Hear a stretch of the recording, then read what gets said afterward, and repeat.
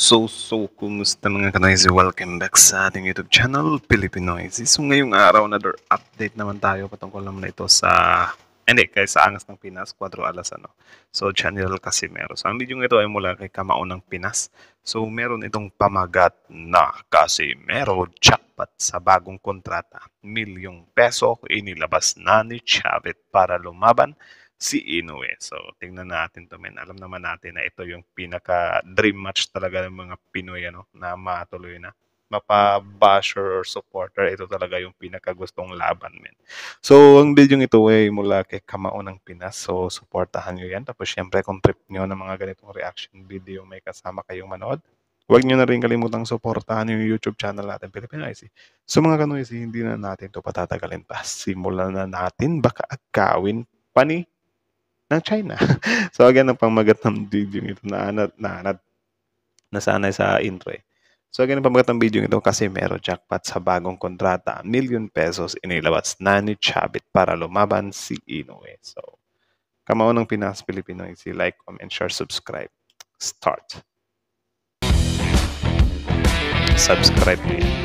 So eto na nga po mga kaibigan, Casimero 4 alas nila naka-jackpot ng kontrata kay Chavit Singson laban kay Naoya Inoue, matutuloy na. And bago yan kaibigan, hindi po muna kakalimutan na i-like at i-subscribe ang ating YouTube channel and then pahita rin ng notification bell. Maraming salamat po. Well mga kaibigan, tila naging palaisipan nga po sa mga fans nga po ni Angas ng Pinas yung pagpunta nila dito kay Chavit Singson. Nagkaroon po So ngayon, for sure nakita nyo rin yun, na pumunta nga si 4 alas doon kay Chavit. I think inimbitahan siya or I don't know. Comment down below na lang or correct me if I'm wrong. Sila ng pagpupulong. At tayo na rin sa ating pinaka-latest na update na nakuha, no, ay may inoffer na contract or kontrata etong si Chavit Singson at Nice. handa pong maglabas ng milyong-milyong peso para nga daw matuloy ang magiging laban nila o laban nila ni Naoya Inoue. Actually, na-imagine ko ba na what if manalong senador si Chavit Singson? Ganun ba siya ka-active pagdating sa mga sports? Like for example, yung boxing, yung sa mga sasali sa Olympics. Ipo-push niya ba yun? Maglalabas ba siya ng sarili niyang pera para lang ma-push yung mga talents ng Pinoy? Di ba? Na ma-showcase or maipakita sa buong mundo. Kasi kung ganun, min sobrang solid eh. 'Di ba? Na merong isang bilyonaryo na parang susuportahan talaga yung yung mga talentong Pinoy, ibabandera talaga sa ibang bansa, 'di ba? Well mga kaibigan, kung titinignan natin, no, yung update, no, at yung sinasabi natin na kontrata ay patungkol po ito sa pagpayag nga po ni Angas ng Pinas, no, dito kay Chavit Singson na siyang hahawak, no. Ibig sabihin ho nito mga kaibigan, may parte eto si Chavit kapag manalo eto nga pong si Casimero in case na makakalaban niya itong si Naoya Inoue. Pero ang tanong, paano mangyayari nga po yun? Noon pa man ay nilino na nga po ng kampo ni Naoya Inoue na gusto nila kung lalabanan nila at papatuloy nila ang offer nga po ng kampo ni Casimero Angas sa Pinas ay meron silang mapapala. Dahil kung wala daw pong belt na makukuha sila at wala din makukuhang pera, hindi sila susugod o tutuloy po sa laban. Kaya naman po, Well, given na parang siguro yun yung malaking porsyento or yun yung pinaka ni Inoue na hindi siya lalaban kay Alas kung wala siyang makukuhang belt. Pero kung naman sa other side naman na parang grabe kang trash talking ng taong yan, yung sobrang daming boxing fans na gusto na magtuos kayo, di ba? Even siguro mga Japanese fans gusto na maituloy ito kasi syempre tinatrust mo naman yung idol nila, di ba? Tapos hindi mo maibigay-bigay. Di ba mas, pa yun, mas tawag siyan, mas maganda, hindi siya mas maganda, may value din siya kumbaga. Kahit sabihin natin na hindi man siya about sa belt or hindi siya about sa money, kundi yun, pwedeng magamit ni Inoue yun na parang, grabe ko. For example lang, natalo ni Inoue si Alas. Magagamit niya yun na, kita nyo, pinatahimik yung, yung maingay. Something like that. Pero, kung natatakot siya na baka maisahan siya ni Alas, di, aatras talaga siya. Di ba? Kasi kung mga ganito na, di ba, alam nyo yung, yung kay Pacquiao era dati na parang, halos lahat ng mga susubok na kalabanin siya is ano talaga, tina-trash talk talaga siya ng mabuti. Tapos prime niya yun. Same lang din dito kay Inoue ba na kung sisimulan niya dito kay Cuatro Alas, may malaking possibility na mas maraming maghahamon sa kanya. Diba? Mas maraming siguro, mas marami siyang magiging laban na mga malalakas din na may mapapala na talaga siya para sa kanya. 'Di ba?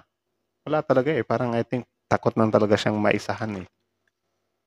Hindi lamang milyon-milyon ang inihanda no at handang i-offer nito nga po si Chavit Singson, bagkos bilyon-bilyong pesos din ang kanyang handang ialay o i-offer dito para kay Naoya Inoue. Ang mangyayari po dito, matutuloy man ang laban or kapag ka natuloy ang laban, 60-40 po ang magiging hatian.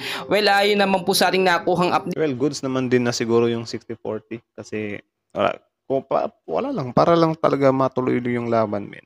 Dito nga po sa kampo ni Naoya Inoue, as of now pinag-iisipan nila itong offer na ito.